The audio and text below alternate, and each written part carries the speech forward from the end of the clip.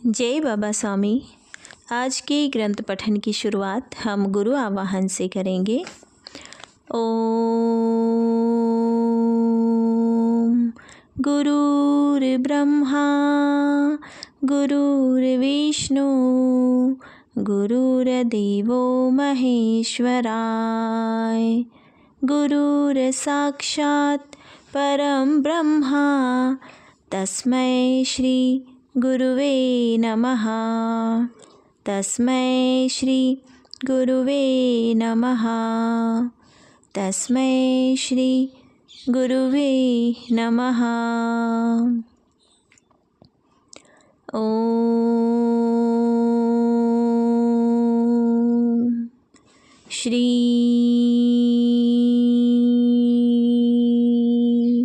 शिव कृपानंद स्वामी नमो नमः। जय बाबा स्वामी। कल हमने देखा कि गुरुदेव हमें बता रहे थे कि सारे आध्यात्मिक जीवन की शुरुआत मैं एक पवित्र आत्मा हूँ, यह जानने से ही होती है। फिर गुरुदेव आनी व लासी के साथ जंगलों की ओर एक मठ की तरफ चल दिए। वहाँ और भी बौद्ध भिक्षु एकत्रित होकर ध्यान करने वाले थे। वहाँ पर गुरुदेव को बौद्ध धर्म को जानने व श्री गौतम बुद्ध को समझने का अवसर मिला। उनकी ध्यान करने की पद्धति अलग थी व गुरुदेव की ध्यान करने की पद्धति अलग थी। उनके लिए गुरुदेव की ध्यान पद्धति नई थी। वह गुरुदेव भी उन्हें बता रहे थे कि यह ध्यान पद्धति एक गुरु से एक शिष्य तक ही अभी तक सीमित रही है। अब वह समय आ गया है जब इसका प्रचार प्रसार होगा। मैं तो एक माध्यम का कार्य करने वाला हूँ। अब आगे का पठन करते हैं। उनमें एक सबसे वृद्ध साधु थे। उन्होंने एक प्रयोग किया। उन्होंने कहा, मेरे पास आओ। मैं उनके पास गया। वे दोनों हथेलियाँ मेरे सामने फैलाकर बैठ गए। फिर मुझे बोले, अब तुम्हारी दोनों हथेलियाँ मेरे हाथों पर रख दो। तो फिर मैंने रख दी। बाद में मैंने अनुभव किया कि मेरे हाथ के स्पंदन बढ़ गए थे और बाद में देखा तो वे साधु एक गहरे ध्यान में चले गए थे। बहुत समय बाद वे ध्यान से बाहर आए। उनकी समाधि लग गई थी। वे बाहर आए और बोले, तुम क्या हो? तुम्हें ही पता नहीं है, पर मैं तुम्हें जान गया हूँ।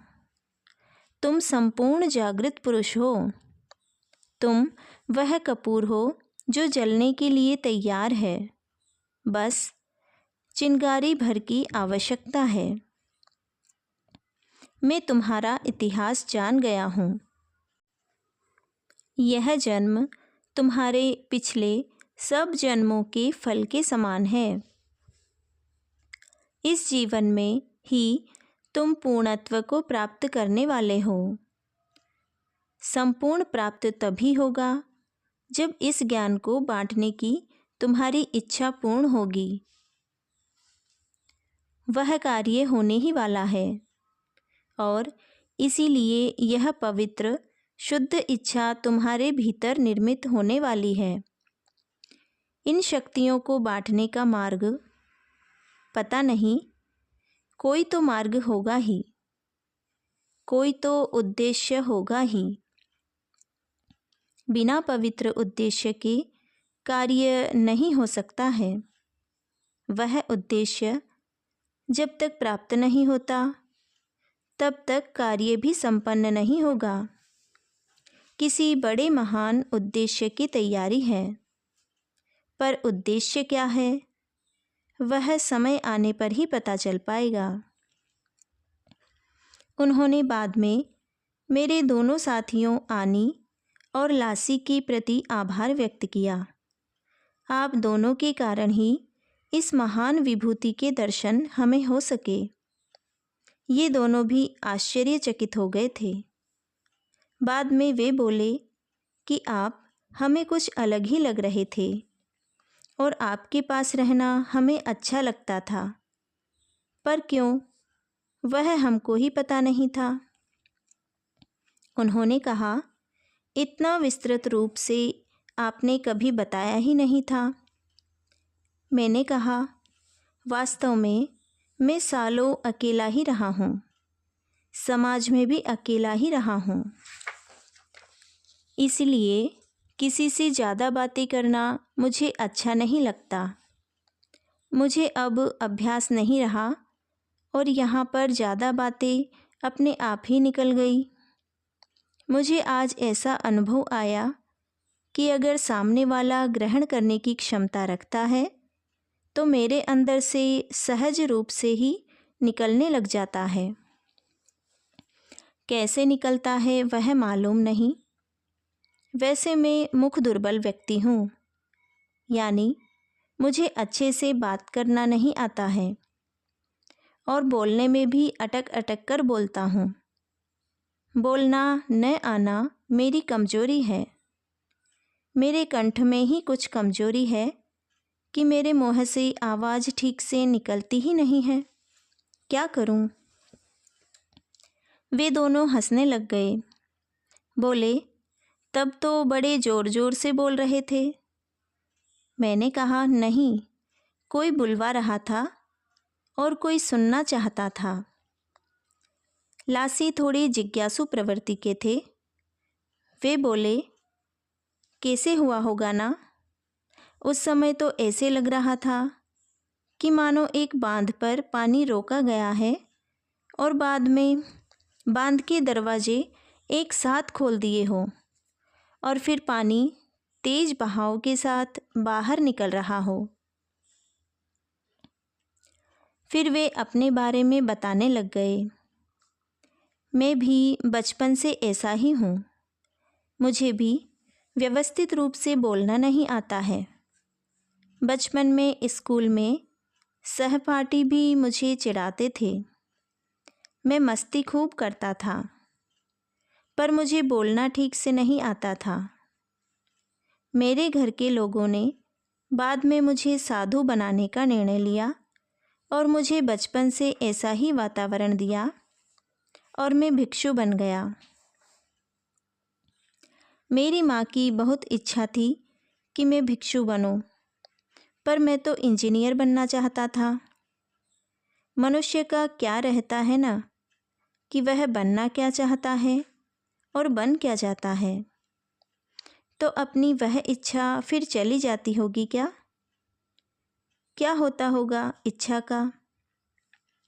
मैंने उत्तर दिया, नहीं, वह भीतर रहती है। अगर उस इच्छा के अनुरूप जीवन में कभी भी अवसर मिले तो वह इच्छा कार्यान्वित हो जाती है। हमारी आत्मा हमें सदैव क्या करना चाहिए, क्या नहीं करना चाहिए, इसका मार्गदर्शन करती रहती है और वास्तव में वही मार्ग सही रहता है। जैसे तुम्हें इंजीनियर बनना था और नहीं बन सके, तो यह इच्छा भीतर रही ही है ना कि इंजीनियर बनना है। प्रत्येक मनुष्य एक अलग आत्मा है। माँ बाप अलग अलग आत्माएं हैं। वास्तव में माँ बाप का अधिकार बच्चों के शरीर पर होता है, आत्मा पर नहीं। माँ बाप के कारण मनुष्य को केवल शरीर प्राप्त होता है, आत्मा नहीं। मनुष्य जब जन्म लेता है तो माँ बाप के शारीरिक संबंध के कारण मनुष्य को शरीर प्राप्त होता है और गर्भ के 4 माह तक के वातावरण व माँ के विचारों का प्रभाव भी गर्भ पर पड़ता है और फिर गर्भ में ही बच्चे के शरीर पर चक्रों का निर्माण होता है और उन चक्रों की स्थिति के अनुसार मनुष्य के शरीर में आत्मा का आगमन होता है और आत्मा जब शरीर में प्रवेश करती है तो उस आत्मा के साथ उसके पिछले जन्मों का रिकॉर्ड रहता है। उसके रिकॉर्ड में उसके कर्मों का लेखा जोखा रहता है। वह रिकॉर्ड प्रत्येक का अलग अलग होता है और उस रिकॉर्ड के अनुसार आत्मा के जन्म का कोई उद्देश्य होता है और आत्मा उसी उद्देश्य के लिए ही जन्म लेती है। लेकिन आवश्यक नहीं कि आसपास की परिस्थिति उसके अनुरूप ही हो। अगर अनुरूप रही तो सब ठीक होता है और अगर अनुरूप नहीं रही तो फिर आत्मा का वह उद्देश्य पूर्ण नहीं होता है। फिर वह दूसरा जन्म लेती है और यह प्रक्रिया चलती ही रहती है। तुम्हें इंजीनियर बनना था और साधु बन गए। अब अगले जन्म में इंजीनियर बनोगे। मुझे भी माँ बाप मार्केटिंग मैनेजर बनाना चाहते थे और मैं इस मार्ग पर आना चाहता था, तो मैं वह सब भी छोड़कर इधर ही आ गया। मुझे बचपन से 5 साल की आयु से ही लगता था कि मेरे जन्म का कोई उद्देश्य है। पढ़ना लिखना, बड़ा होना, नौकरी करना, खूब पैसा कमाना, शादी करना, गृहस्थी बसाना और बाद में बूढ़ा हो जाना और मर जाना, केवल यही मेरे जीवन का उद्देश्य नहीं है। मेरे जीवन का कोई निश्चित उद्देश्य है और वह उद्देश्य क्या है मालूम नहीं। और मैं मरने के बाद भी कार्य रूप में जीवित रहूँगा ही। मेरा कोई कार्य है जिस कार्य को करने वालों के रूप में मैं सदा जीवित ही रहूँगा। अभी भी आज तक वह कार्य क्या है वह पता नहीं है, पर जीवन का उद्देश्य है मोक्ष का मार्ग प्राप्त करना। और जो आत्माएं यह मार्ग पाने की इच्छुक हैं, जो इस मार्ग को ढूंढ रही है, उन आत्माओं को यह मार्ग बताना। मुझे मोक्ष अकेले नहीं पाना है। मैं लाखों लोगों को मोक्ष की प्राप्ति कराकर ही मोक्ष प्राप्त करूँगा। यानी मेरी मोक्ष प्राप्ति का मार्ग बड़ा कठिन है। यह ठीक ऐसा ही है कि एक स्कूल का शिक्षक स्कूल छूट जाने पर घर जाना चाहता है, पर वह अपने दायित्व से बंधा है। वह तब तक घर नहीं जा सकता जब तक वह अपनी कक्षा के सभी बच्चों को उनके घर नहीं पहुंचाता है। सब बच्चों को उनके घर तक पहुंचाने की जिम्मेदारी पूर्ण करने के बाद ही वह अपने घर जा सकता है। यानी मैं भी बंधा हूँ उन लाखों लोगों के साथ जिन्हें मोक्ष प्राप्ति कराए बिना मैं मोक्ष प्राप्त नहीं कर सकता हूँ। मैं मोक्ष की स्थिति पाकर भी उसे प्राप्त नहीं कर सकता, क्योंकि मैं मोक्ष की स्थिति लाखों लोगों तक देने के लिए बंधा हूँ। यानी मेरा मार्ग बड़ा विकट है। मुझे मोक्ष इतनी आसानी से यहाँ जंगल में बैठकर नहीं मिलने वाला है। मुझे उसके लिए समाज में जाना ही होगा, क्योंकि इतने लोग तो इस जंगल में आ नहीं सकते। यानी प्यासा कुएं के पास नहीं, कुआं ही प्यासे के पास जाने वाला है। यह मुझे भी मालूम है, पर कैसे होगा क्या मालूम। मुझे तो मनुष्य समाज में रहना ही अच्छा नहीं लगता है, तो जब समाज में रहूँगा ही नहीं तो यह सब कैसे संभव होगा। सब बड़ा कठिन लगता है। यह कार्य तो कितना विशाल है और समय तो बहुत कम। यह एक ही जन्म में होगा या उसके लिए अगला एक और जन्म लेना पड़ेगा, मालूम नहीं।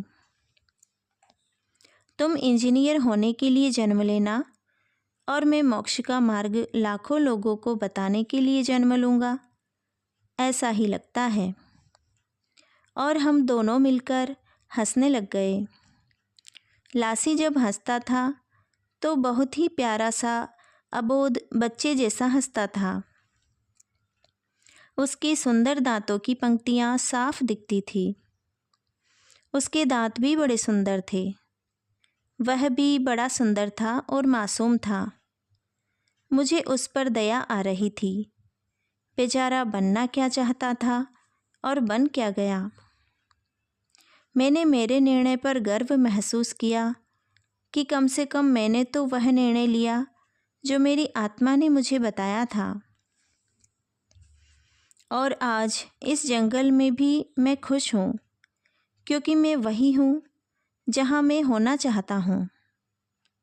और लासी बेचारा चाहता कुछ था और है कुछ, इसीलिए वह स्वर्ग जैसा आनंद यहाँ नहीं ले पा रहा होगा। पता नहीं, ऐसा मुझे उस समय लगा। हम दोनों करीब करीब समान उम्र के ही थे। मैं थोड़ा बड़ा था, पर हमारी दोनों की बड़ी मित्रता हो गई थी। जब भी समय मिलता था वह मेरे पास आकर बैठ जाता था और गप्पे मारता था। उस समूह में सारे लोग अधिक उम्र के थे, हम ही दोनों कम उम्र के थे। हम साथ में नहाने जाते थे। लासी अच्छा तैराक भी था, बहुत अच्छा तैरता था। मेरा नहाना तो बड़ी जल्दी से हो जाता था, पर वह काफ़ी समय तैरता रहता था। मैं किनारे पर बैठकर उसे देखता रहता था। एक दिन वह तैर रहा था और मैं उसे देख रहा था। उसने पानी में डुबकी लगाई और फिर वह दिखा ही नहीं। मैं उसे बड़े ध्यान से देख रहा था। बाद में वह पानी के बाहर आ गया, पर उतने समय मेरा चित्त उसी पर एकाग्र था। और फिर पता नहीं, मुझे आगे का दिखने लग गया। यह मोक्ष का ज्ञान प्राप्त तो इसी जन्म में कर लेगा, पर इसे मोक्ष अगले जन्म में मिलेगा। यह अगले जन्म में इंजीनियर बनेगा और इंजीनियर बनकर इसके हाथ से एक बहुत बड़े मंदिर का निर्माण होगा। और उस मंदिर के निर्माण कार्य के बाद ही इसे मोक्ष की प्राप्ति होगी। यानी इसके जीवन का उद्देश्य उस मंदिर का निर्माण कार्य है। अब यह मंदिर जंगल में तो बन नहीं सकता, यानी इसे भी अंत में समाज में जाना ही पड़ेगा। इसके भी मोक्ष का मार्ग समाज में से ही गुजरता है। इसने भी इस कार्य का संकल्प किया है। यह मंदिर निर्माण का कार्य जब तक नहीं होता, यह जीवन में भटकता ही रहेगा। इतने बड़े मंदिर का निर्माण कोई नया इंजीनियर तो कर नहीं सकता। एक अनुभवी इंजीनियर करेगा और सालों वह कार्य चलेगा, क्योंकि इतना भव्य मंदिर बनाने में भी सालों लगेंगे। और सालों बाद वह पूर्ण होगा और तब कहीं इसे मोक्ष की प्राप्ति होगी। मनुष्य भी क्या है, वह अपने जन्मों में आश्वासन देता है और वह आश्वासन पूर्ण करने के लिए फिर दूसरा जन्म भी लेता है। सब एकदम गंभीर वातावरण लग रहा था। मैं अपने ही विचारों में था और कब लासी मेरे सामने आकर हंसने लग गया, मुझे पता ही नहीं चला। वह बोला, आप कहाँ खो गए थे? मैं उसे क्या बोलता। मैंने कहा, लासी इधर आ। मैं जिस पत्थर पर बैठा हूँ उसके सामने आकर खड़ा रह। अब दोनों हाथ मेरे सामने रख। उसने दोनों हथेलियाँ मेरे सामने रख दी और मैंने अपने दोनों हाथ उसकी हथेलियों पर रख दिए और परमात्मा से प्रार्थना की, हे परमात्मा, इसे इस जन्म में मोक्ष का ज्ञान देना और इसके इंजीनियर के सपने को अगले जन्म में तो अवश्य पूरा करना, ताकि यह अपने आश्वासन से मुक्त हो सके और मोक्ष प्राप्त कर सके। ऐसी मैंने प्रार्थना की और देखा तो लासी बेहोश होकर ज़मीन पर ही गिरा पड़ा था।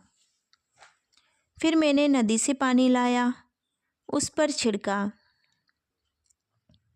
उसे पानी पिलाया और बाद में थोड़ी देर बाद वह होश में आया तो बोला, पता नहीं क्या हुआ, ऐसा प्रतीत हुआ कि तुम्हारे हाथों से तेज विद्युत धारा बह रही थी और मेरी आँखों के सामने हजारों सुनहरे कमल खिल रहे थे और मैं उन्हें देखता ही जा रहा था और देखता ही जा रहा था, और बाद में क्या हुआ मालूम नहीं। मैंने कहा, कुछ नहीं, मैंने तेरे लिए प्रार्थना की थी कि तेरा मार्ग तुझे जल्दी मिले। वह बोला, क्या इसी जन्म में मिलेगा? मैंने कहा, नहीं, पर अगले जन्म में अवश्य मिले, यही प्रार्थना की थी। लासी, मोक्ष प्राप्ति एक जन्म में संभव नहीं है रे, बड़ी प्रक्रिया है। हम हमारे ही कर्मों के जंजाल में फंसकर होते हैं और उन सब का हम ही निर्माण करते हैं, और फिर ये ही कर्म हमारे मोक्ष की प्राप्ति में बाधक बनते हैं। अरे बाबा, मोक्ष यानी ही इन सब बातों से मुक्ति। अगर अंदर कोई वासना है, अंदर कोई इच्छा है, तो हम तो वासना के साथ बंध गए ना, हम तो इच्छा के साथ रुक गए। तो हम ही अपने आसपास जालों का निर्माण कर लेते हैं और फिर उन्हीं में अटक कर रह जाते हैं। ये इच्छाएं, ये वासनाएं क्षणिक वातावरण से निर्मित होती हैं, पर बंद तो हम जाते ही हैं ना। अब सदैव ध्यान रखना, जब भी मैं इंजीनियर नहीं बन सका यह विचार मन में आए, तुम आज की घटना जो मेरे साथ हुई वह याद करना। मैंने तुम्हारे लिए प्रार्थना की, यह याद करना। वह बात याद रखना, यह सदैव तुम्हें मोक्ष के मार्ग पर ले जाएगी, क्योंकि उस प्रार्थना से एक भाव तुम्हारे भीतर निर्माण हो गया है, उसे बनाए रखना। फिर हम दोनों नहाकर वापस आ गए। आज नहाने में काफ़ी समय लग गया था, यह हमें बाद में मालूम पड़ा था। वहाँ जाकर मेरी लासी के साथ बड़ी मित्रता हो गई थी। मैं आनी से भी कभी कभी मिलता था। उन्होंने भूमि की प्रार्थना व ध्यान का कार्यक्रम रखा था। वे भूमि माता से प्रार्थना करते थे। सामूहिक प्रार्थना या सामूहिक ध्यान, इन सब का एक अलग ही आनंद होता है।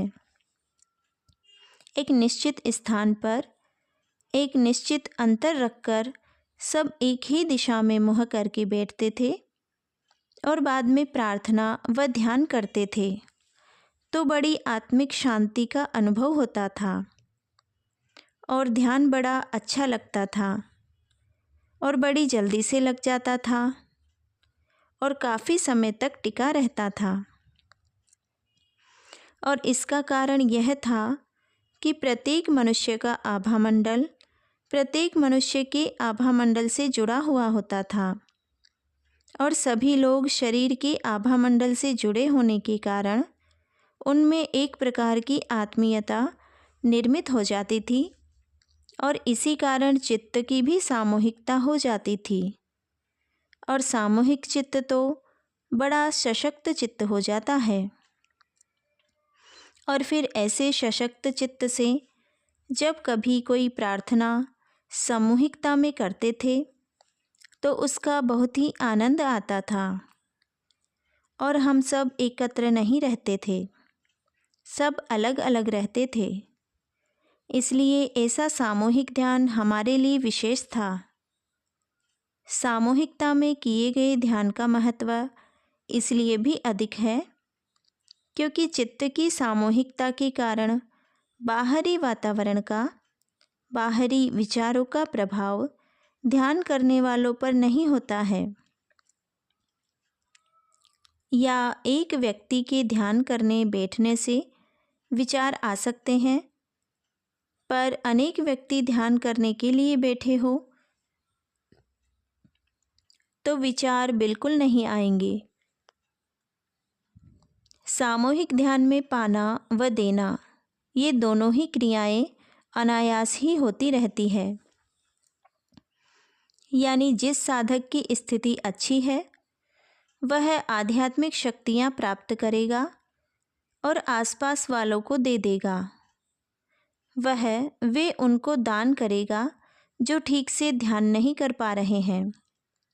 यानी वह जितना दान करेगा उसकी स्थिति उतनी ही अच्छी होगी, क्योंकि वह जितनी शक्तियाँ दान करेगा उतनी ही वे आएंगी ही। प्रकृति का नियम है ना, जहाँ हवा ने जगह खाली की तुरंत वहाँ पर आसपास की हवा आकर स्थान भर देती है। आसपास की हवा को बुलाना नहीं पड़ता है कि खाली स्थान पर आ जा, वह स्वयं ही आ जाती है। ठीक इसी प्रकार से इस सामूहिक ध्यान में अच्छे ध्यानस्थ व्यक्ति लेते भी रहते हैं और देते भी रहते हैं, और वे केवल माध्यम बन जाते हैं। पर जितना वे माध्यम बनते हैं उतनी ही उनकी सफाई होती है। जैसे एक पाइप में से पानी का प्रवाह जितना अधिक बहेगा वह पाइप उतना ही अधिक साफ होगा। इस प्रकार ध्यान की अच्छी स्थिति वाले मनुष्य को माध्यम बनकर लाभ होता है। वहीं दूसरी ओर ध्यान की खराब स्थिति वाले को इस सामूहिक ध्यान में अनायास ही ध्यान की अच्छी स्थिति प्राप्त हो जाती है। उसका अकेले में इतना अच्छा ध्यान नहीं लगता, पर सामूहिकता में लग जाता है। इस प्रकार ध्यान की अच्छी स्थिति वाला मनुष्य हो या ध्यान की खराब स्थिति वाला मनुष्य हो, दोनों को ही लाभ होता है। और सामूहिक ध्यान में दोनों ही प्रकार के लोग शामिल होते हैं, और दोनों को ही लाभ होने के कारण दोनों ही प्रसन्न हो जाते हैं। सारी आध्यात्मिक स्थिति का रहस्य प्रसन्नता में ही है। आपके जीवन में जितने प्रसन्न हैं, आप उतने ही खुश हैं। और सामूहिक रूप से ध्यान करके हम सभी बड़े प्रसन्न हो जाते हैं। प्राय रोज सुबह शाम सामूहिक ध्यान होता ही था। जय बाबा स्वामी। आज के ग्रंथ पठन को यहीं पर विराम देते हुए अब शांति पाठ करेंगे। ओम द्यो शांति अंतरिक्षगं शांति पृथ्वी शांति रापः शांति औषधयः शांति वनस्पतयः शांति विश्वे देवा शांति ब्रह्म शांति सर्वगं शांति शांतिरेव शांति सामा शांतिरेधि। ओम शांति शांति शांति सर्वरिष्टसु शांतिर्भवतु। जय बाबा स्वामी। जय आत्मेश्वर।